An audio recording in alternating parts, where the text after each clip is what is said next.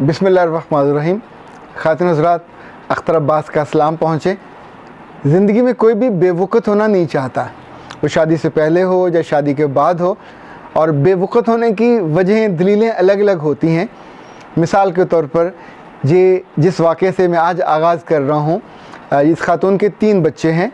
ये सरकारी मुलाजिम हैं और बहुत नफासत के साथ ज़िंदगी बसर कर रही हैं। इनके मियाँ भी सरकारी मुलाजिम हैं, दोनों की तनख्वाह बहुत अच्छी है, एक मुतमईन ज़िंदगी बसर कर रहे हैं। उनका कहना है कि मुझे अपने ससुर से, मुझे अपनी सास से और मुझे अपनी नंद से, मुझे अपनी किसी नंदोइये से कोई शिकायत नहीं है। इट्स रेयर, पर ज़िंदगी में होता है। तो मैंने पूछा फिर शिकायत किससे है? तो उन्होंने कहा शिकायत का लफ्ज़ शायद ठीक ना हो, मैं तो बेवक़्त होने से डरती हूँ, मैं खाली हाथ वापस घर जाने से डरती हूँ। मैंने पूछा इसका क्या मतलब? उसने कहा जब जब मैं अपने भाइयों से मिलने आती हूँ, अपनी वालदा के पास, वालिद अब हयात नहीं है, तो जब मैं वापस जाती हूँ तो अपने बच्चों को लेके पहले मुझे बाज़ार जाना पड़ता है। बाज़ार जाके मैं अपने बच्चों के कपड़े ख़रीदती हूँ, फिर अपने कपड़े ख़रीदती हूँ, और जब अपने घर जाती हूँ तो अपने मियाँ को, और जब सास ससुर आते हैं चूँकि बिल्कुल करीब हैं, तो आके सभी ये पूछते हैं कि तुम अपने घर गई थी ईद शब रात पे, तो तुम्हारे भाइयों ने क्या दिया। इनफैक्ट ये जो क्या दिया है ये मायके से जुड़ा हुआ है, और हमेशा से ये माना जाता है, हमारी इस रहतल में तो ये माना जाता है कि बेटियां जब भी ब्याने के बाद अपने घरों को जाती हैं, मायके को जाती हैं, तो माएँ उनको तोहफ़ों से लाद देती हैं और उनके भाई भी उसका ख्याल करते हैं। इवन बहुत सी ऐसी रस्में हैं जिनका ख़ुद मुझे भी कभी अंदाज़ा नहीं था। मुझे याद है जब शादी के बाद पहली दफ़ा हमारे घर में रहमत होने वाली थी, तो मेरी सास ससुर भाई बहनें सब आए और उन्होंने मेरी बेगम की गोद में हर तरह का फल रखा। ये मेरे लिए बिल्कुल एक अजीबोगरीब मंज़र था, पर उसको उन्होंने गोद भराई कहा। 7 तरह के फल थे, तोहफ़े, तोहफ़, कपड़े लते। उस मौके पर जो तस्वीरें ली गई, मैं आज भी अगर आपको मज़े की बात बताऊं तो जितना मुतमईन चेहरा मेरा जो मेरी बीवी का उन तस्वीरों में है, इतने खूबसूरत हम लग रहे हैं, उसका ताल्लुक़ शायद चीज़ों से नहीं है, उस मोमेंट में जीने से है। चूँकि वो सारे मोहब्बत वाले रिश्ते हैं, इसका मतलब होता आपके साथ खड़े हैं। पर ये खातून जिस बात का गिला कर रही थी, जब वो बात बता रही थी, तो मैंने उनसे कहा कि जब हम छोटे होते थे तो मेरे मामू वापडा में थे और शोरकोट में थे, तो अल्लाह जाने अब तो मौका नहीं मिलता, पर तब हम अपनी वालदा के साथ हफ्ता भर रहने के लिए छुट्टियों में शोरकोट चले जाते। तो जिस रोज़ उनको वक्त मिलता वो हमें लेके बाज़ार जाते। तो केटी का सूट उन दोनों होता था, तो सिर्फ सूट नहीं दिलाते थे बल्कि किसी दर्जी के पास जाते, वहाँ से सीने के लिए दे देते। एक आध दिन में वो सूट आ जाता। जब हम घर वापस आते तो जितनी खुशी उस सूट की होती थी किसी और की नहीं होती थी। हालांकि तोहफे और भी बहुत से वो देते थे। इसी तौर पे हम अपनी नानी के घर जाते तो वहाँ से भी खूब खातर खिदमत होती, आम खाते, मुरब्बे में वो दरख्त थे आमों के, पैल वैल डलती। पर वापसी पे जो तोहफे मिलते, जो माँ को मिलते, आई डोंट नो वो क्यों ऐसा होता था कि दुपट्टे और सूट के साथ वो बाकायदा नगंदा होता था, जैसे बरियों और शादियों के मौके पे होता है, मुमकिन है वैसा स्टॉक रखा हो। ये खूबी मैंने अपनी अहलिया में देखी।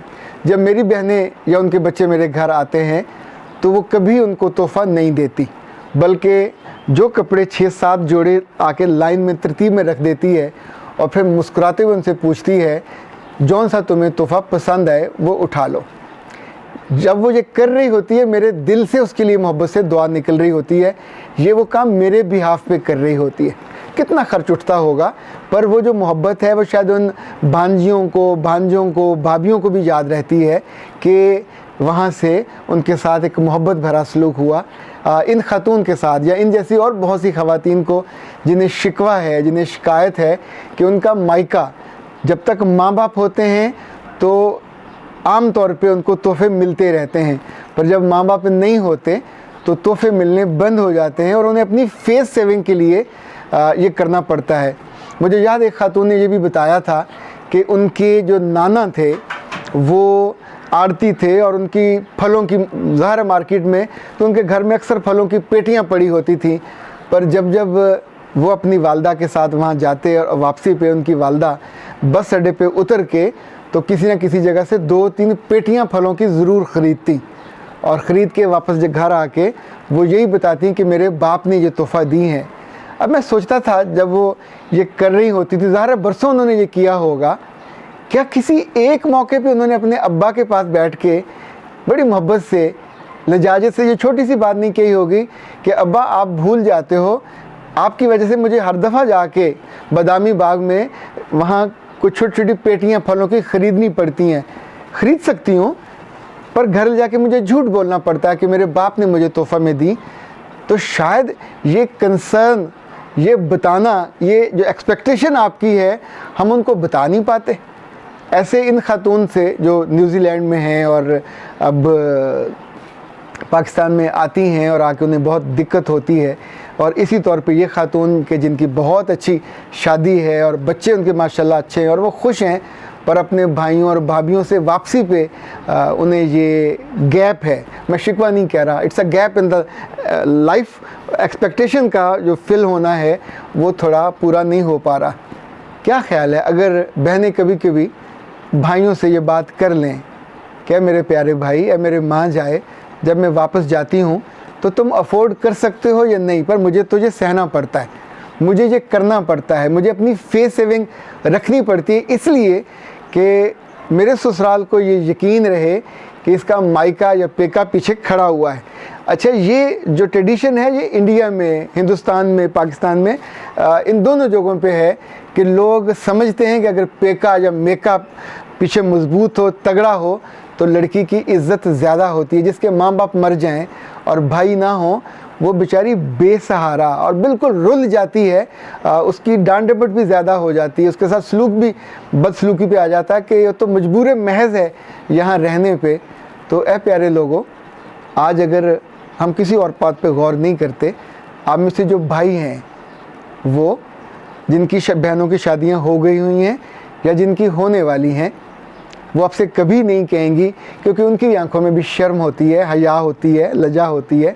तो ये भी तो हो सकता है कि आपकी अगर शादी नहीं हुई तो भी, और शादीशुदा हैं तो भी, हर सूरत में कुछ पैसे स्पेयर कर लिया करें। आपकी बीवियां नाराज़ होती हैं, वो खुश नहीं होती तो भी, देखिए कमांडिंग तो हाथ आपका ही रहना चाहिए, और ये चाहे अपनी बीवी से दिला दें, चाहे अपनी माँ से दिला दें। और अगर दोनों राज़ी नहीं होती तो बहन को जब आप बस अड्डे पे छोड़ने जाते हैं, जब ट्रेन पे छोड़ने जाते हैं, जब रुखसत करने जाते हैं, तो उससे पहले उसका इंतज़ाम करके रखा करें। इन बहनों को ज़रूर तोहफ़े दे दिया करें। तोहफ़ा देना तो वैसे भी अल्लाह को बहुत पसंद है। एक और बात आपको बताऊं, अल्लाह के रसूल की हदीस है और क्या शानदार बात है। कहा अल्लाह उस वक्त बहुत खुश होता है जब तुम किसी को उसकी अनएक्सपेक्टेड, उसकी तवक्को उसको नहीं होती और तुम कोई तोहफ़ा दे देते हो। तो अपनी बहनों को यूँ तोहफ़ा दे के आप रब को भी राज़ी कर सकते हो। अनएक्सपेक्टेड जब उनको मिलेगी तो दुआएं तो वो बेचारी वैसे भी देती हैं। सारी बहनें गिले करने वाली नहीं होती, सारी बहनें लड़ाका नहीं होती, और सारी बहनें हमेशा शिकवों से भरी हुई थल थल करती नहीं होती। कुछ बहनें ऐसी भी होती हैं जिसका मैंने ज़िक्र किया, जो शिकवा बेजा नहीं करती, जिनकी ज़ुबान शिकवों से आलूदा नहीं होती, उसका ख़ुद ही हल निकालती हैं। हल वो निकालती रहेंगी, ज़िंदगी चलती रहेगी, पर अगर आपसे बाइंडिंग और आपसे मोहब्बत थोड़ी उनकी बढ़ जाए तो इसमें कोई नुकसान तो कोई नहीं है। थोड़ा आपको ख्याल करना पड़ेगा ताकि आइंदा जब भी आपके यहाँ बहनें आएँ, थोड़ी हों या ज़्यादा हों, उनको देने वाले बने। रब मेरा रिस्क में कमी नहीं करेगा। खुश रहिए, आसूदा रहिए और बहनों को भी खुश रखिए। अख्तर अब्बास को इजाज़त दीजिए।